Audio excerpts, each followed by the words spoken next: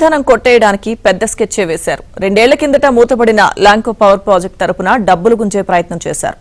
యూనిట్ల వారీగా లెక్కించి వసూలు చేయాలని ల్యాంకో డిమాండ్ చేయడం వెనుక పెద్ద కుట్ర దాగి ఉందని రైతులు అంటున్నారు. పైగా సొంత స్థలాల రేట్లు పెంచుకోవడానికి పక్కా ప్లాన్ వేశారని కూడా ఆరోపణలు వినిపిస్తున్నాయి.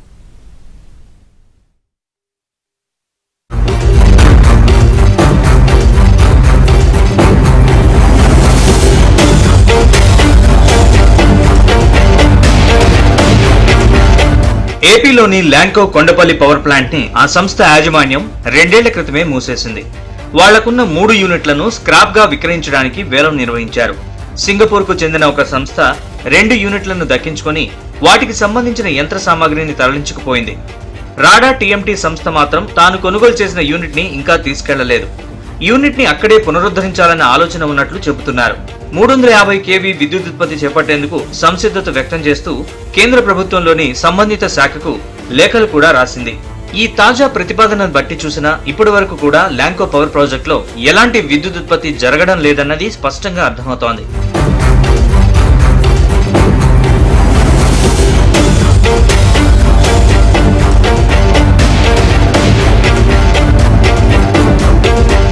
విద్యుత్ ఉత్పత్తి చేయని ల్యాంకో సంస్థకు సంబంధించి మరో అంశం తెరమీదకొచ్చింది.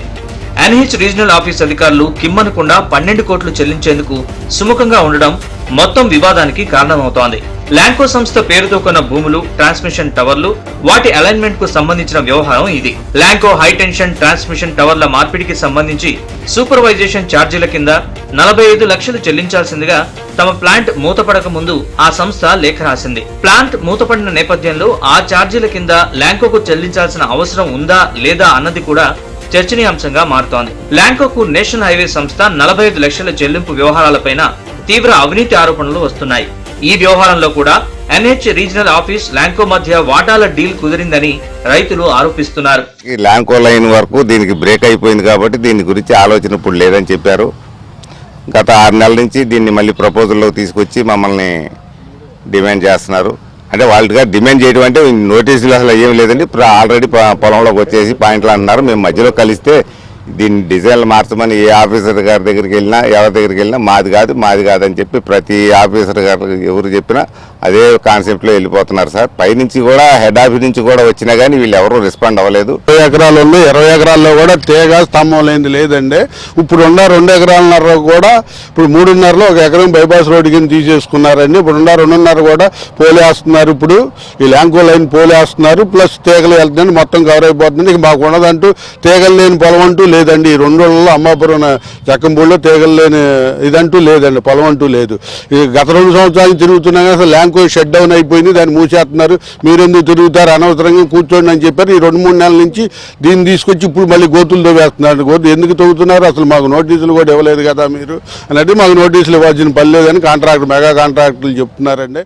మూతపడక ముందు ల్యాంకో పవర్ ప్లాంట్ లిమిటెడ్ సామర్థ్యం 1000 మెగావాట్లుగా ఉంది. మూతపడ్డాక 2 యూనిట్లలోని మెషినరీ స్క్రాప్ కు తరలి వెళ్లిపోయిన తర్వాత మిగిలిన 1 యూనిట్ సామర్థ్యం 1000 మెగావాట్ల విద్యుత్ ఉత్పత్తి చేయగలదా అన్నది మరో ప్రశ్నగా ఉంది. ట్రాన్స్మిషన్ టవర్ల మార్పిడి ద్వారా 1000 మెగావాట్ల విద్యుత్ ఉత్పత్తికి అవాంతరం ఏర్పడడం వల్ల 12 కోట్లు డ్యామేజ్ ఛార్జీల కింద చెల్లించాలని ల్యాంకో తరపున ఎన్హెచ్ కు ప్రతిపాదించారు. ల్యాంకో అసలు యాజమాన్యం ఇది ప్రతిపాదించిందా, ఇందులో 1 యూనిట్ కొనుగోలు చేసిన టీఎంటీ సౌజన్యంతో ప్రతిపాదించారా అన్నది తేలాల్సి ఉంది. ఇందులో అసలు ట్విస్ట్ ఏంటంటే మిగిలిన 1 యూనిట్ లో 350 మెగావాట్ల విద్యుత్ ఉత్పత్తి చేస్తామని కేంద్రానికి ల్యాంకో తరపున ప్రతిపాదించారు.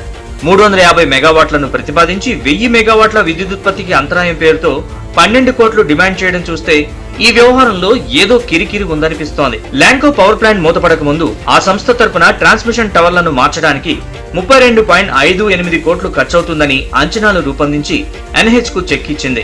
విద్యుత్ శాఖ నుంచి ఎలాంటి అనుమతులు తీసుకోకుండానే అలైన్మెంట్ తయారు చేసి అంచనాలు రూపొందించినట్లు ఆరోపణలు ఉన్నాయి. అయినప్పటికీ ఆ ప్రతిపాదనే నిజమనుకున్నా అందులో ఇంకో తప్పు జరిగింది. వాస్తవానికి మెటీరియల్ స్క్రాప్ కింద కొంత సొమ్ముని ఈ అంచనాలో తీసేయాలి. ఇదే విజయవాడ బైపాస్ వెంబడి ట్రాన్స్కో పవర్ గ్రిడ్ ట్రాన్స్మిషన్ టవర్ల మార్పిడికి సంబంధించి 3 కోట్ల నుంచి 4 కోట్ల వరకు మెటీరియల్ స్క్రాప్ చూపారు. ఇక టవర్ స్క్రాప్ లో తరుగు చూపించకపోవడం వెనుక ల్యాంకో ఎన్హెచ్ఆర్ఓ కార్యాలయ అధికారుల చేతివాటం ఉందన్న ఆరోపణలు వినిపిస్తున్నాయి.